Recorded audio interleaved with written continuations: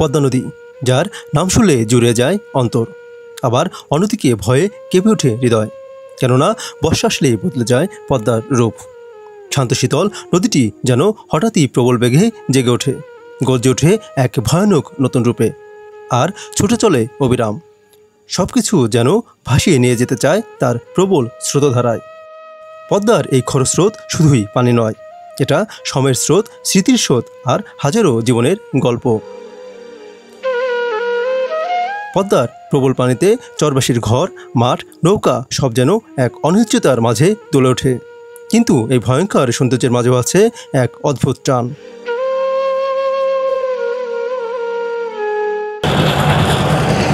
ট্রলারে করে পদ্মা নদীর চরে আমি আগেও বেশ কয়েকবার গিয়েছি, কিন্তু এখন যেহেতু হচ্ছে আপনার ভরা মৌসুম, পদ্মা নদীতে আপনার প্রচুর পরিমাণে পানি। আগে আপনার হচ্ছে যখন আপনার এই চরে যেতাম, তখন হচ্ছে এই যে চরটা দেখা যাচ্ছে, এই চরেরই আপনার এই কিনারের দিকে নামিয়ে দিত। নামিয়ে দিলে এখান থেকে কিছুটা হেঁটে ভিতরে একটা নদী আছে, সেই নদীতে একটা বড় একটা সাঁকো ছিল। সেই সাঁকোটা পাড়ি দিলেই আপনার ভিতরের দিকে যে বড় বড় যে গাছপালাগুলো দেখা যাচ্ছে, ওইখানেই মূলত হচ্ছে চরের একটা গ্রাম রয়েছে। ওইখানে আপনার হচ্ছে কৃষিজীবী, শ্রমজীবী যে মানুষ রয়েছে, তারা ওইখানেই বাস করে। তো এখন যেহেতু হচ্ছে আপনার পদ্মা নদীতে পানিতে ভরে গেছে, সেই জন্য এখন একটু ঘুরে যেতে হয়। অর্থাৎ আমরা এখন এইখান থেকে একটু ভিতর দিক দিয়ে গিয়ে তারপরে আবার হচ্ছে একটু বামের দিকে যাবো। অর্থাৎ এই পদ্মা নদীর ভিতর দিয়েও কিছু ছোটো ছোটো খাল রয়েছে, সেই খাল ধরে আমরা হচ্ছে চরের দিকে যাচ্ছি।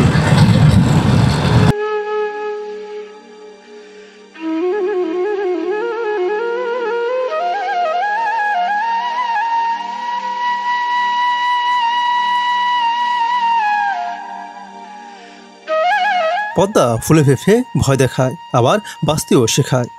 তার বুকেই জন্ম নেয় নতুন চর, আর সেই চরেই গড়ে ওঠে হাজারো জীবনের গল্প। আজ আমরা সেই গল্পগুলো তুলে ধরতেই ছুটে চলছি পদ্মার কোল ঘেঁষে চরবাসীর দ্বার প্রান্তে।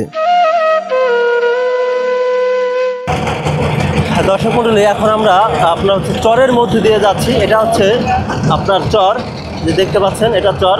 আর এই যে জায়গাটা দেখা যাচ্ছে, এটা হচ্ছে চরের মধ্যে একটা খাল, ছোট্ট একটা খাল।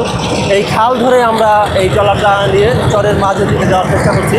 এইখান দিয়ে আপনার কিছুটা যাওয়ার পরে আপনার হচ্ছে চরের আমাদের একটা নির্দিষ্ট জায়গায় নামিয়ে দিবে। সেইখান থেকে আমাদের হচ্ছে চরের আমাদের নির্দিষ্ট গন্তব্যে যেয়ে পৌঁছাতে হবে।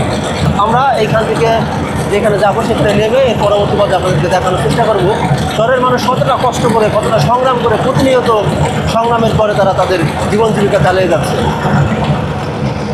দেখেন, এগুলো হচ্ছে ধানগুলো তুলে গেছে আপনার অতিরিক্ত পানির কারণে।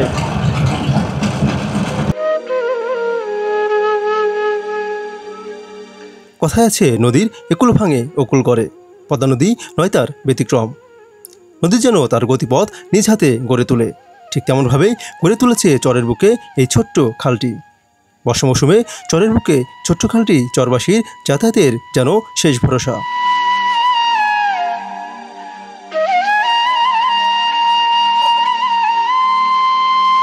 সময়ের সাথে তাল মিলিয়ে ছোট্ট খাল ধরেই দেখতে দেখতে আমাদের নৌকা চলে আসলো সেই চিরচেনা সবুজে ঘেরা স্বপ্নের চরে। চরবাসী যার যার মতো নামছেন নৌকা থেকে, সাথে আমরাও নামার প্রস্তুতি নিচ্ছি।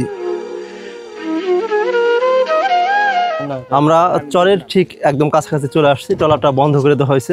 এখন আমরা এইখান থেকে হচ্ছে চরে যাব। এই যে দেখেন, আমরা আমাদের গন্তব্যে চলে আসছি। এইখান থেকে আমরা হচ্ছে ভিতরের দিকে এই চরের মেঠো পথ ধরে হচ্ছে ভিতরের দিকে যাব, এবং ওইখানে যে বসত বাড়ি রয়েছে গ্রামের, চরের মধ্যে যে গ্রাম রয়েছে, এটাই আপনাদেরকে দেখানোর চেষ্টা করব।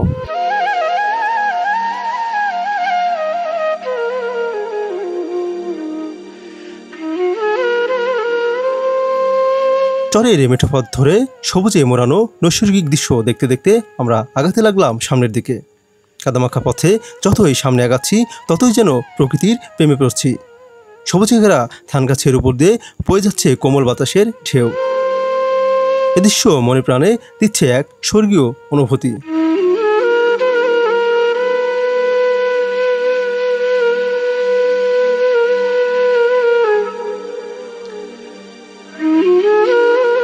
সবুজে ঘেরা মেঠো পথ ধরে কিছু পথ আগাতেই সামনে পড়ল একটা টিনের চালার বাড়ি।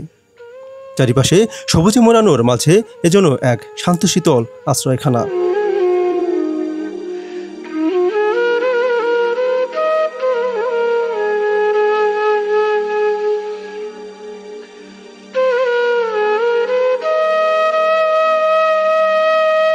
দর্শক মণ্ডলী, দেখেন আমরা চরের একটি বাড়িতে আসছি।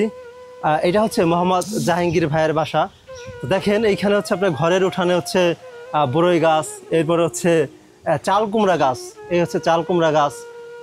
আর দেখেন প্রাকৃতিক যে বাতাস, আসলে এইখানে আপনার এসি লাগে না, প্রাকৃতিক বাতাসে আপনার মন ভরে যাবে, মন প্রাণ একদম ভরে যাবে। যে আসলে চরের সবথেকে সৌন্দর্য আসলে এইখানেই। চরের মানুষের হয়তো বা তেমন বিলাসবহুল বাড়ি নেই, গাড়ি নেই, কিন্তু এইখানে আপনার প্রাকৃতিক যে একটা সৌন্দর্য, সৃষ্টিকর্তার যে একটা সুখ, এটার আসলে কোনো অভাব নেই। আপনারা দেখেন এই বাড়ির আঙিনায় অর্থাৎ বাড়ির দুয়ারে দেখেন কি সুন্দর চাল কুমড়া ধরে আছে, ডগায় ডগায় হচ্ছে আপনার চাল কুমড়া দেখেন।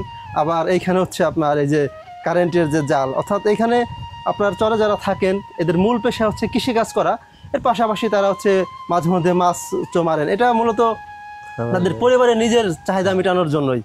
সবাই যে এখান থেকে মাছ মেরে বিক্রি করে সেটাও না, আবার অনেকে আছে যে মাছ মারা তার শখ, ভালো লাগে, এই ভালো লাগা থেকেও সে হচ্ছে আপনার এই মাছ শিকার করেন। এই যে দেখেন আর একটা চাল কুমড়া, কি সুন্দর গাছের সাথে চাল কুমড়াগুলো জাংলায় ঝুলে আছে।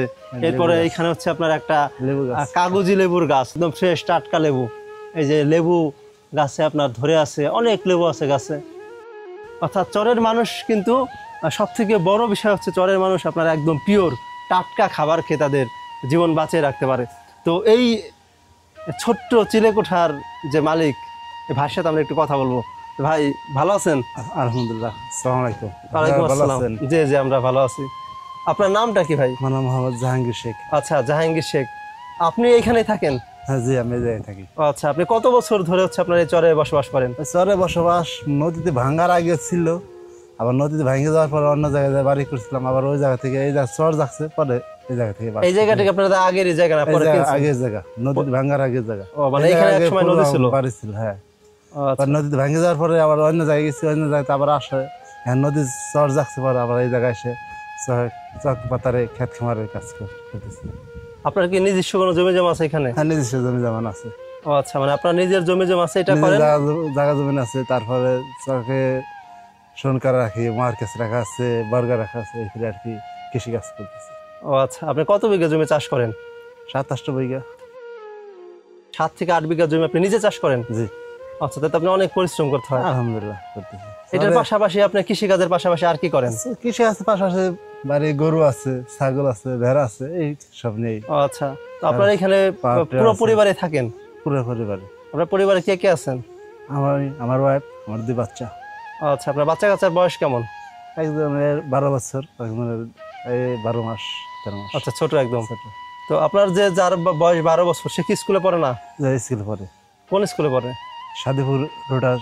ও আচ্ছা, কিন্ডারগার্টেনে পড়ে। তো আপনার এই বাচ্চার এখান থেকে প্রতিদিন হচ্ছে ওই নৌকায় করে ওপার স্কুলে যাইতে হয়, আবার আসে, অনেক পরিশ্রম, অনেক মানে হ্যাঁ পরিশ্রম, টাইম মতো টলা আর কি, কত সময় মিলে কত সময় মিলে না, সবসময় কষ্ট হয়ে যায়। কিন্তু আমার কষ্টের সুবিধা আর কি, আমার ঘরেতে টলার আইলে দেখা যায়, যদি টলার আইলো তখন আমার বাচ্চাকে পারারি, কিন্তু অন্যান্য জায়গায় তাইলেও তাদের বইয়ে থাকতে হয় অনেকক্ষণ, ধরো আসে টাইম মতো আসতে পারে নাই। কিন্তু সকালবেলা টাইম একটা দেয়, স্কুলে খোলাম যে টাইম যায় 9টা বাজে, টিপ দেয় ওই টাইমটা, কিন্তু আসার সময় আর কি টাইম মিলে না। ও আচ্ছা, আপনি আসলে এত পরিশ্রম করছেন, এত সংগ্রাম করে আপনার জীবন চালাচ্ছেন, তার মাঝেও আপনি আপনার সন্তানকে খুব ভালো একটা স্কুলে ভর্তি করছেন। আপনার তাহলে পড়ালেখার প্রতি একটা টান আছে অন্যরকম? আলহামদুলিল্লাহ, আমি নিজে পড়াশোনা করতে পারি নাই, যতদূর পারে আমার বাচ্চা কাচ্চাকে পড়ার চেষ্টা করব। এখন যদি সে ভালোভাবে পড়তে পারে পড়াবো, যতদূর যায় আলহামদুলিল্লাহ। আচ্ছা, তো আপনার সন্তানকে নিয়ে আপনার ইচ্ছা কি, তাকে কি বানানোর ইচ্ছা? আলহামদুলিল্লাহ, যতদূর পরে তারপর দেখা যাক, ওর মাথায় যখন বুদ্ধি আসে যে আমি এটা করবো, ওর ওই ফেলে আমি দিব। আচ্ছা, তো আপনাদের এইখানে এই চরের নাম কি? সাদিপুর চর বলে। চর সাদিপুর বা সাদিপুর চর। সাদিপুর। তো এইখানে আপনাদের যখন আপনার বেশি ঝড় হয়, ঘূর্ণিঝড় হয়, তখন আপনারা কিভাবে থাকেন? কোনো সমস্যা হয় না? সমস্যা তখন ভয় করে, সব জায়গায় উপর থাকতে তখন ঝড় বেশি হলে ভয় করে, এই জায়গায় ভয় করে, কারণ আমার বাড়ি তো কোনো পাকা দালান ঘোরা নাই, টিনের বাড়া, টিনের ঘর, ভয় থাকে, তারপরেও থাকতে হয় জায়গায়। আচ্ছা, মানে এমন সময় ধরো ঝড়ে কোনো ক্ষয়ক্ষতি গেলেও অন্য জায়গায় যাওয়ার সম্ভব হয় না, কারণ বাড়ি কোনটা থেকে কোনটা যাবো, আমি চলে এলাম আর গরু ছাগল গরু এটা দেখবো কে ওই মুহূর্তে।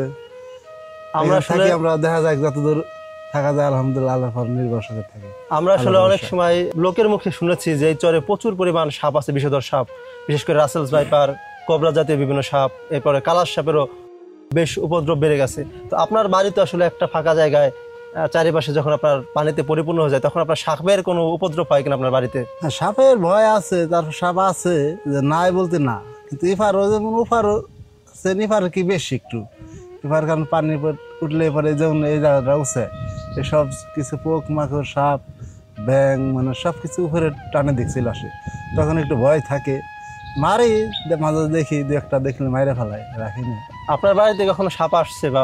আসছে, বহুত আসছে, বহু অনেক আসছে। হ্যাঁ। কোন টাইপের সাপ আসে বেশি?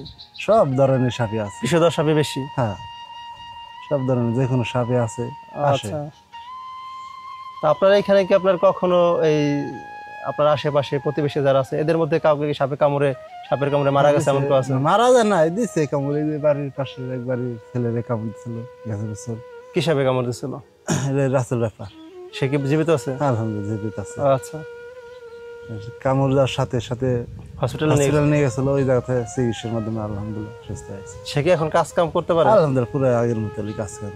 আচ্ছা, যাক, তার মানে আপনাদের ভিতরে সচেতনতা বোধটা খুব অ্যাক্টিভ আছে যে আপনাদের। হ্যাঁ, অনেকে আমরা শুনেছি চরের মানুষ আসলে আপনার সাপে কামড় দিলে ঝাড়ফুঁক কবিরাজির ব্যবস্থা নেই, কিন্তু আপনারা আসলে সাপে কামড় দিলে ঝাড়ফুঁকের কোনো ভরসা না করে একদম সরাসরি হসপিটালে। কারণ এই জায়গায় কোন জায়গা থেকে কারে কাছে যাবো, কোন সময় কারে পাবো, কারণ চরে যা আছে লোকজন সব লোক কর্মজীবী, সবাই সবসময় বাসায় থাকে না। তাহলে একজন এক বাসায় চলেছে, কাজে চলেছে, এক মাঠে চলেছে, সবসময় তো বললেও যায় না কোন মাঠেতে কোন মাঠে গেছে, তাহলে তার ব্যস্ততার সময় পায় নাই। আর সাপে কামড় দিলে যত দ্রুত চিকিৎসা নেওয়া যায় তত দ্রুতই ভালো, এখানে দেরি না করে আমরা সবাই হসপিটালে যাওয়ার চেষ্টা করি। হসপিটালে গেলে ওই জায়গায় সুস্থ চিকিৎসা পাওয়া যাইতেছে, যেমন ভ্যাকসিন বাইরে সাপে কামড় অ্যান্টিভেনাম। আলহামদুলিল্লাহ এই হসপিটালে আর কি যোগাযোগ করেছে সব। আপনাদের এই যে চরে যারা থাকেন এদের বাজার সদাই নিত্য প্রয়োজনীয় জিনিসপত্র এগুলো কোথা থেকে করেন? এখানে তো কোনো বাজার নেই। এই চরে বাজার নেই, ঠিক আছে, সকালবেলা সাদিপুর বাজার যাইছিল পাবলিক, সাদিপুর বাজার থেকে বাজার করে আনে, কিছু লোক যাইছিল গজারে বাজারে। আচ্ছা, আশেপাশে যে বাজার আছে ওইখান থেকে আপনার বাজার সদাই করেন? চরে আমাকে চর সাদিপুরে মানে কোনো জায়গায় বাজার টাজার নাই, উপরে যাই করতে হয়। আচ্ছা আচ্ছা, তো আপনার চরের যারা থাকেন আপনারা আর ওপার যারা থাকেন, তো এই দুইটার মধ্যে আপনার কাছে মনে হয় কারা বেশি সুখী বা কাদের আপনার মানে ভালো লাগে কোথায় বেশি? আলহামদুলিল্লাহ আমরা চরে আছি, মানে কর্মজীবী যারা আছে তাদের লাগে চর ঠিক আছে, আর যারা চাকরিজীবী তাদের লাগে চর ঠিক নাই।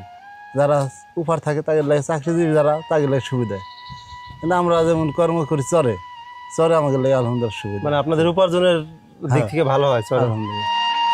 আচ্ছা, ভাই আপনাকে ধন্যবাদ অনেক আমাদের কাছে সাথে সময় দেওয়ার জন্য। আলহামদুলিল্লাহ।